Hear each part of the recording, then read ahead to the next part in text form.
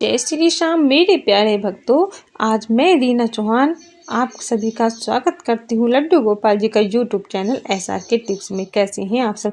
आशा करती हूँ कि आप बहुत अच्छे होंगे। तो देखिए दोस्तों, आज फिर एक नई प्यारी प्यारी सी वीडियो के साथ, जिसमें आज हम लड्डू गोपाल जी की प्यारी प्यारी बातें करेंगे। तो इससे पहले अगर आप लड्डू गोपाल जी की इस हैप्पी सी फैमिली में जुड़ना चाहते हैं तो जल्दी से सब्सक्राइब कर दीजिए। मेरे हर सब्सक्राइब के लिए प्रभु की तरफ से मैं आपके लिए प्रार्थना करूँगी कि वो सदैव आप पर कृपा बरसाए रखें, आपकी हर मनोकामना पूरी करें। चलिए वीडियो शुरू करते हैं।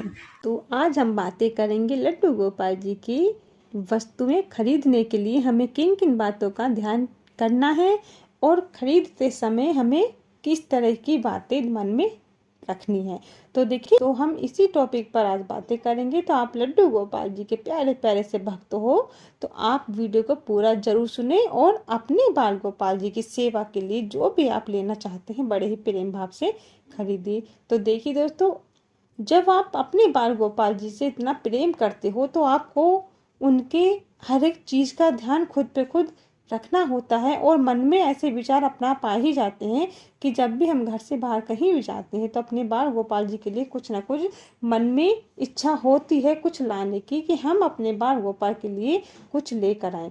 और इसके साथ साथ हमारे बाल गोपाल जी भी अपनी लीलाएं दिखाने में कोई कमी नहीं छोड़ते हैं, क्योंकि उन्हें मालूम होता है कि हम घर से बाहर जा रहे हैं और उनको कुछ चाहिए होता है तो वो हमको इशारा दे ही देते हैं। या तो खुद साथ चलने की जिद करेंगे या फिर बाजार में ऐसा कोई इशारा हमको दे देते हैं या ऐसी कोई चीज़ हमारे मन को भा जाती है जिसे हम देखकर अनदेखा नहीं कर सकते। हमको लगता है कि हमारे बाल गोपाल के लिए ये चीज़ बहुत ही सुंदर लगेगी, हमारे बाल गोपाल जिस वक्त इसे पहनेंगे तो हमारे बाल गोपाल बड़े ही प्यारे लगेंगे। तो ऐसे मन में भाव अगर आने लगता है तो समझ लीजिए कि आप नहीं, आपके बाल गोपाल चाहते हैं कि वो इस वस्तु को आपके लिए ले लें। ठीक है, तो वो ऐसे मन में विचार जब आने लगते हैं तो बिना कुछ सोचे आप अपने बाल गोपाल के लिए वो चीज़ ले लीजिए। तो इसके साथ हम एक बात और बताना चाहेंगे कि जब लड्डू गोपाल जी के लिए आप कुछ चीज़ें खरीदते हो तो सबसे पहले आपको ये देखना है कि आप जो ले रहे हो वो आपके हिसाब से सही है या नहीं है। देखिए, ऐसा नहीं है कि दूसरों की होड़ से आप ज़्यादा महंगी वस्तुएं ले लें और आपके सामर्थ्य के अनुसार वो ना हो। तो इस चीज़ का भी आपको ध्यान रखना है, क्योंकि बाल गोपाल जो प्रसन्न होते हैं वो ज़्यादा महंगी वस्तुओं को खरीदने से या पहनने से नहीं होते हैं। उनको इन चीज़ों का कोई मोह नहीं है, कोई मतलब नहीं है, उनको इन चीज़ों से कोई भाव नहीं आता है।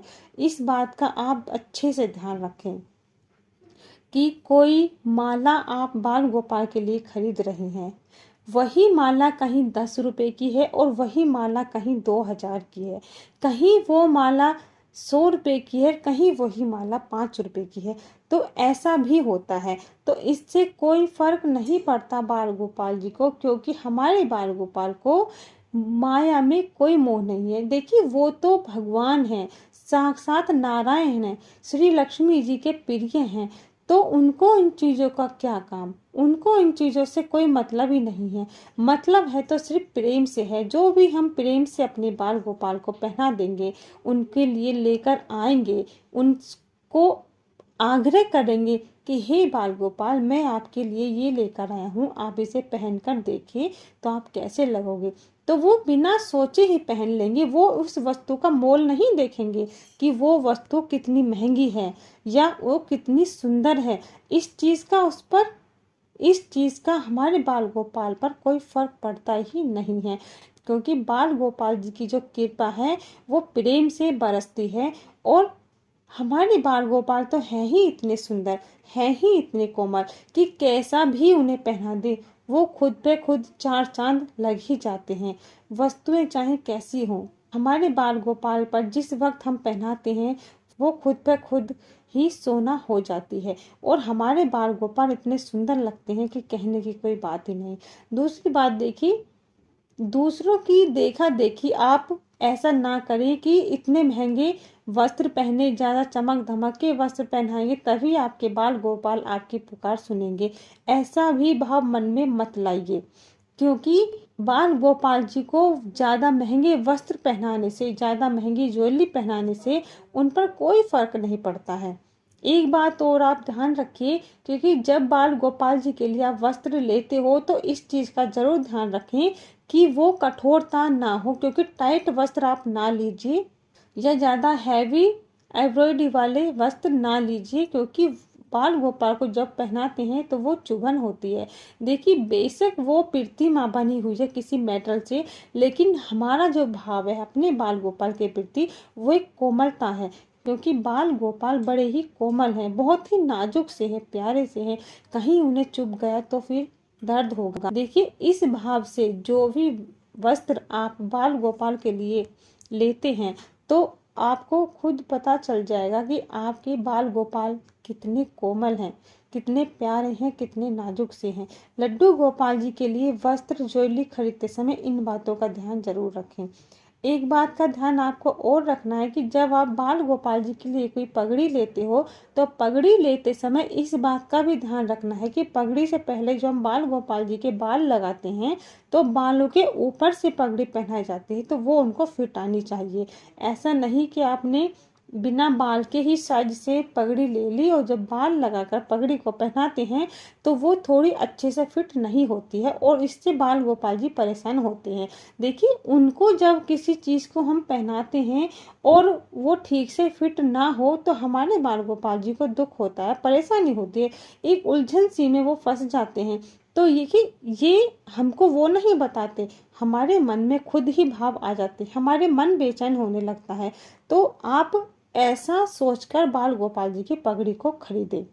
और इसके साथ साथ अगर आप बाल गोपाल जी से बहुत ज़्यादा प्रेम करते हो और आप चाहते हो कि आपके लाला को किसी की नज़र ना लगे तो एक काले रंग का धागा भी आप अपने बाल गोपाल को वस्त्रों के अंदर जरूर पहनाएं, क्योंकि काला धागा नज़र की काट करता है, कोई नज़र आपके लाला को ना लग जाए।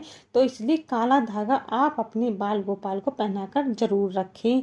इसके साथ अगर आप लड्डू गोपाल जी के लिए एक चीज बहुत ही प्रिय जो उनको है वो है मोर पंख। देखिए, मोर पंख बाल गोपाल जी के लिए जरूर लेकर रखें, पगड़ी में लगा हो या ना लगा हो, लेकिन मोर पंख बाल गोपाल जी के पास जरूर रखें।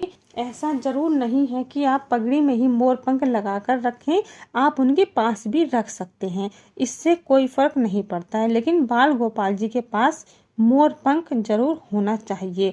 दूसरी बात, अगर आप लड्डू गोपाल जी के लिए कोई भोग प्रसाद लगाते हैं और तुलसी पत्र नहीं मिल पाता है किसी कारणवश से, मौसम के हिसाब से, या रविवार पड़ जाता है या एकादशी पड़ जाती है तो तुलसी हम नहीं ले पाते हैं, तो ऐसे में एक तुलसी माला आप बाल गोपाल जी के पास जरूर रखें।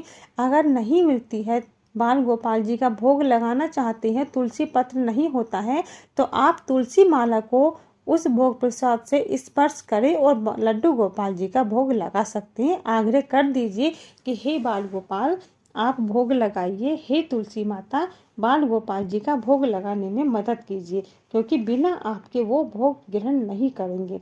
तो इस तरह का भाव आप मन में करते हुए बाल गोपाल जी का भोग प्रसाद भी ग्रहण करा सकते हैं, जिससे कि वो अच्छे से उस प्रसाद को पालें और बचा हुआ प्रसाद आप अपने लिए रखें, अपने घर के सदस्य को थोड़ा थोड़ा सबको दें, या जो प्रसाद है उसी को मिलाकर सब खा सकते हैं परिवार में।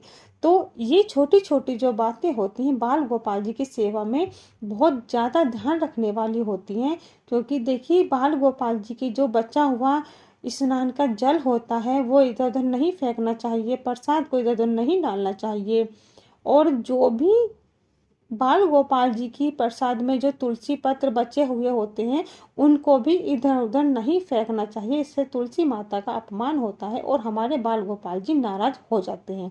तो बाल गोपाल जी की नाराजगी का कारण भी कहीं ना कहीं ये कारण भी बन जाता है, तो आप इन बातों का भी ध्यान जरूर रखें।